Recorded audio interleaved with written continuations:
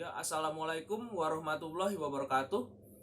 Nama saya Kenny Panji Restu Benadif, NIM 19188201011, Prodi Pendidikan Bahasa dan Sastra Indonesia.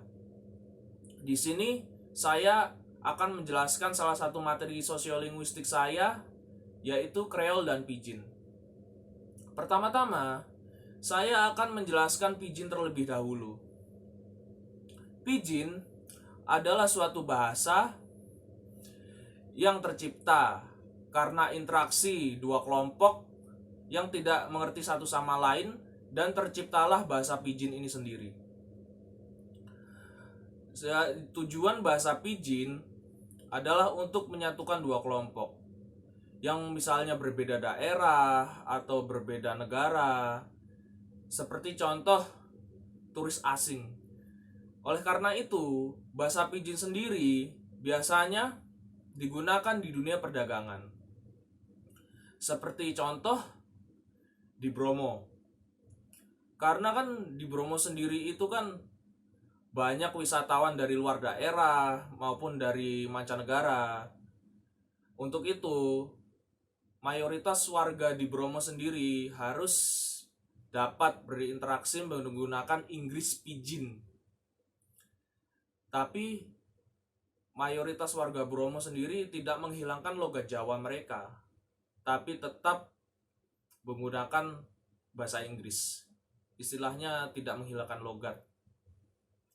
Seperti contoh, bahasa Inggris Pidgin adalah, kalau bahasa Inggris biasa kan are you understand, itu bahasa Inggris biasa. Tapi kalau bahasa Inggris Pidgin atau sudah tercampur dengan logat suatu daerah seperti contohnya Jawa, menjadi are you understand, jadi ya agak medok begitu. Seperti contoh, if you guys try to speak English with American or British accent and then you find it difficult,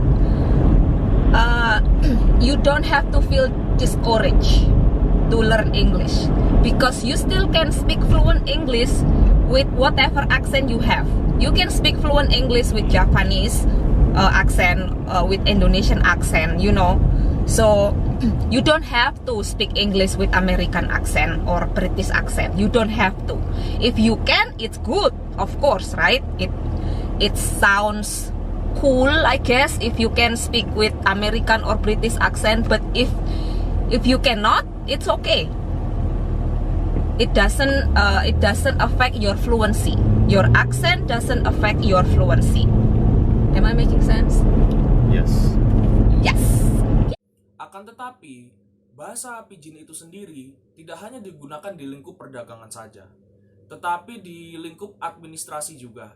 Seperti contohnya di negara Papua Nugini, dengan bahasanya kalau tidak salah itu bahasa Topiksin.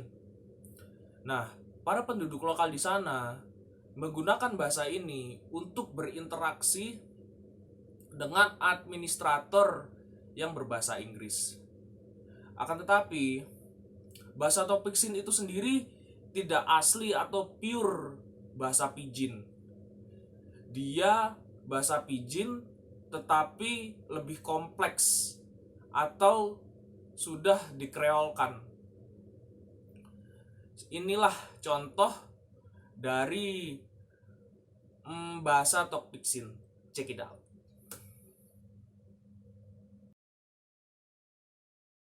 Hello, name me Ilona Ryan. Na me been born lo Port Moresby, Papua New Guinea. Papua New Guinea on the island, lo Pacific, and tablo Australia, North Belong Australia. Me been born lo Papua New Guinea lo 1982. Me been stop lo Port Moresby. Na time me 12 years old, me lose in Papua New Guinea. Now go to boarding school, Catholic boarding school, to Australia. Now time me come up 14 years. Mama blow me, mama na me na liklik prata na susah blow me plakam na stop here lo New York. Papa blow me and been stop here because I'm American, I'm blow America na I'm stop one time family belong em. Na me plakam na stop lo Nassau County, Valley Stream. So 20 years me been stop lo. Kemudian selanjutnya saya akan menjelaskan tentang Creole. Apa itu Creole? Creole sendiri adalah pidgin yang sudah mendapatkan penutur aslinya. Bagaimana cara pidgin itu sendiri mendapatkan penutur asli? Caranya adalah ada sekelompok orang yang berbahasa pidgin dan dia memiliki keturunan, lalu menyebarluaskan dan membesarkan kepada keturunannya tersebut. Lalu dari keturunannya itu otomatis akan menganggap pidgin itu sebagai ibu bahasanya atau bahasa utamanya.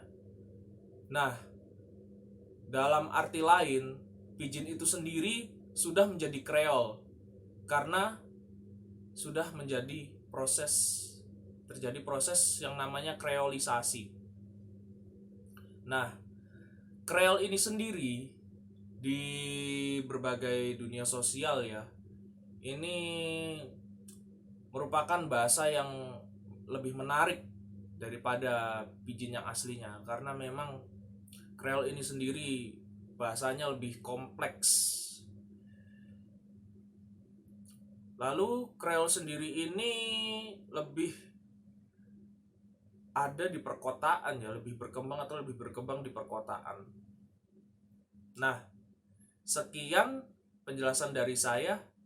Terima kasih. Wassalamualaikum warahmatullahi wabarakatuh.